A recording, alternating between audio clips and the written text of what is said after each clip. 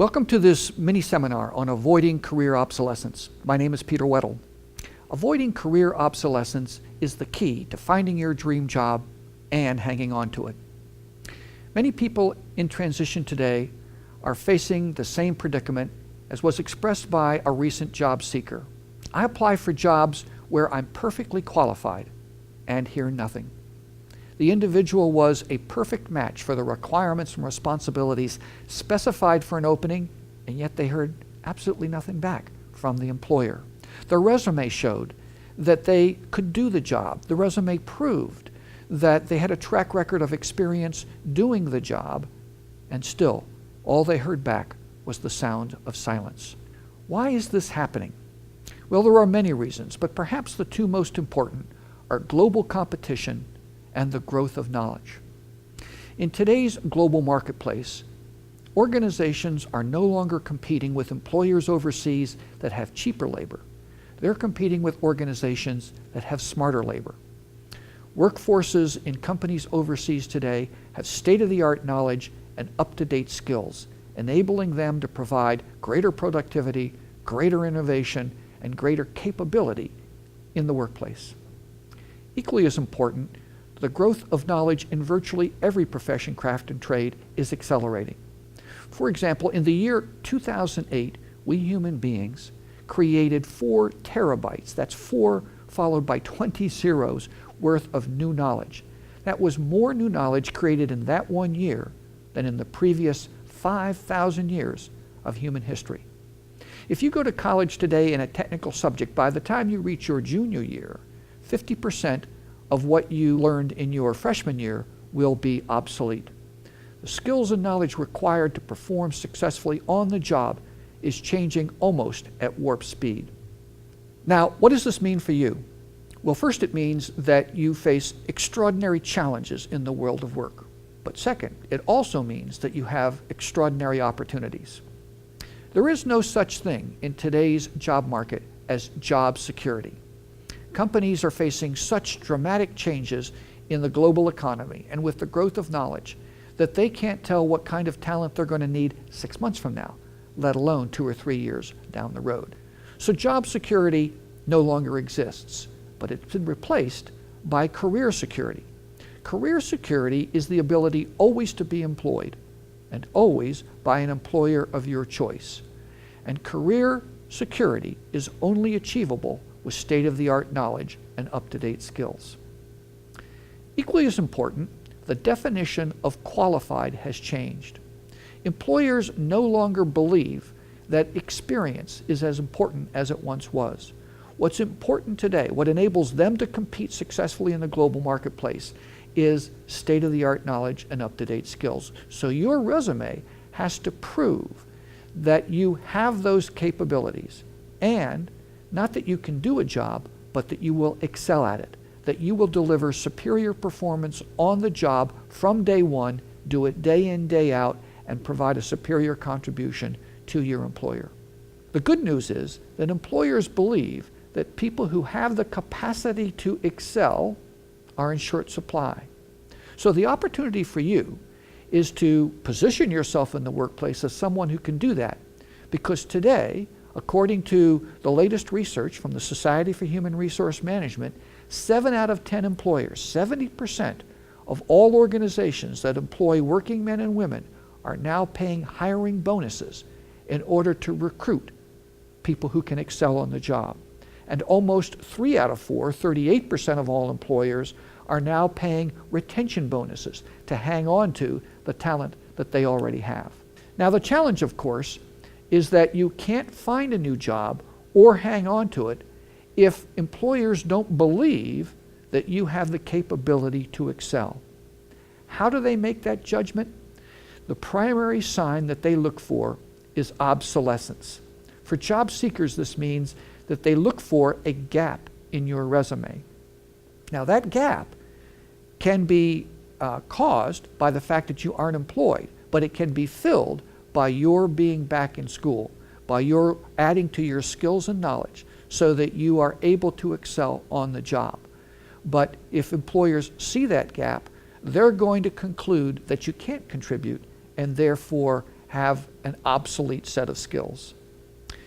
Employees, on the other hand, also face a challenge because employers look at average performers and they believe that those kinds of people are undistinguished contributors, that they don't have the capacity to excel on the job because their skills and knowledge are obsolete. So how can you fix that problem? How can you reposition yourself as someone who is not obsolete? What you want to do is reimagine yourself as a person of talent. You're not a job seeker, a supplicant for work, and you're not an employee, someone who depends on an organization to perform on the job. You see yourself as a person of talent, and you practice career fitness. Now, career fitness is an approach to career self-management. It's a way for you to take control of the changes in your career so that you are their master and not their victim. It analogizes the management of your career to the way we take care of our physical fitness. We all know two things about our health. We are individually responsible for our health, and we have to work on it every single day. And that's true when we're older as well as when we're younger. And the same is now true with your career. We are each individually responsible for the health of our career, not our employer, not our boss, not our mentor, not our parents. We have to take care of our careers, and we have to work on our careers every single day. Not every couple of years, not once a year when we have our performance appraisal, but every single day. And that's true whether we have 30 minutes of experience in the workplace or 30 years. Now, there are 7 facets to the career fitness system for career self-management. Today, what we're going to talk about is pumping up your cardiovascular system. The cardiovascular system of your career, the heart of your career, is your professional knowledge and expertise. The stronger that cardiovascular system is, the less likely you are to look obsolete. So remember, step 1 was to reimagine yourself as a person of talent.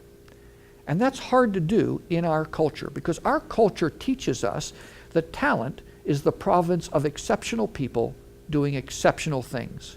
We can recognize the talent of Lady Gaga or Roger Federer, but not the talent of a cook in the local coffee shop who day in, day out prepares delicious meals for the patrons of that establishment. We don't recognize the talent of a city bus driver who day in, day out gets her charges from one side of the city to the other without an accident.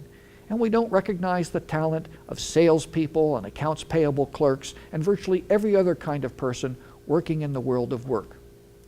This perverse view of talent begins very early in our lives. It begins in elementary school when we give a test to kids and we designate one small group who score high on that test as gifted and talented, which means by definition that every other child is ungifted and untalented. Now, of course, we want to do whatever we can to take care of our kids that are academically proficient. But we have to find a way to do that without signaling to every other child that they were at the end of the line when talent was handed out. Because nothing could be further from the truth.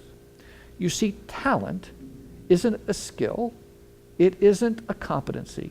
Talent is the capacity for excellence. And it is an attribute of our species. Like our opposable thumb, it is a characteristic that defines what it means to be human. All of us have been endowed with the gift of the capacity to excel. The tragedy is that a lot of us don't know what our talent is, and even fewer of us bring it to work with us. So the first step in avoiding career obsolescence is to make sure that you know what your talent is and you can bring it to work with you.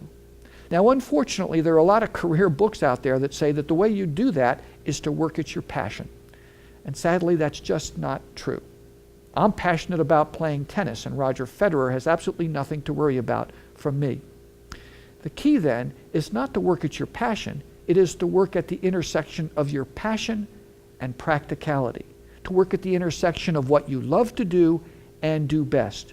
You want to make sure always that you are seeking employment opportunities and working for organizations that will enable you to work at what you love to do and do best. That's how you reimagine yourself as a person of talent. The second step then is to practice career fitness, and in this case, to pump up your career cardiovascular system. Regardless of the years of experience you have, regardless of your seniority, regardless of how many max performance appraisal scores you've received in the past, you want to see yourself always as a student. You are a work in progress. The first is your profession, craft, or trade. You want to make sure that you have state-of-the-art skills and knowledge in your occupation. The second is in your industry, the area where you apply your skills and knowledge on the job. The third is ancillary skills and knowledge. You want to make sure that you know as much about other career fields that work around you, that support you, to which you provide support, so that you can optimize your contribution to them. You also want to make sure that you are always in school on your segment of the economy. What's its status? Where's it going? How do you optimize your performance, whether you work in the private sector, the public sector, or the not-for-profit sector? And finally, you want to make sure that you know as much as you can about what it takes to help your employer to be successful. You want to make sure that you understand what it takes for your employer to optimize its mission performance so that you can optimize your contribution to its success. Now, how do you implement that notion of being a student of all of those areas? Well, the key here is not to wait for your employer or to be employed. It used to be that we would tell people that they were engaged in lifelong learning, but unfortunately, that's been translated to mean episodic learning. We'd take a training program, we'd go to an educational course every couple of years, and that was sufficient to keep us at the state of the art. It no longer is. Lifelong learning has now been replaced by continuous learning. We have to be in school literally all of the time, no matter how senior you are, no matter how many years of experience we have, no matter how well we are performing at the moment. We have to continuously be in school. We don't want to wait for our employer to set up the training for us. We have to take responsibility for it. And if we are unemployed, we want to plug that gap in our resume, that gap in employment, with an experience in education. And then what we want to do is make sure that other people know about our upgraded competency, our upgraded skills and knowledge. So what that means is anytime we have a record of our credentials on the web, we want to keep it up to date. For example, our profile on LinkedIn up to date. Do the same in your profile or resume that's archived in the database in the Career Center operated by your professional or trade association.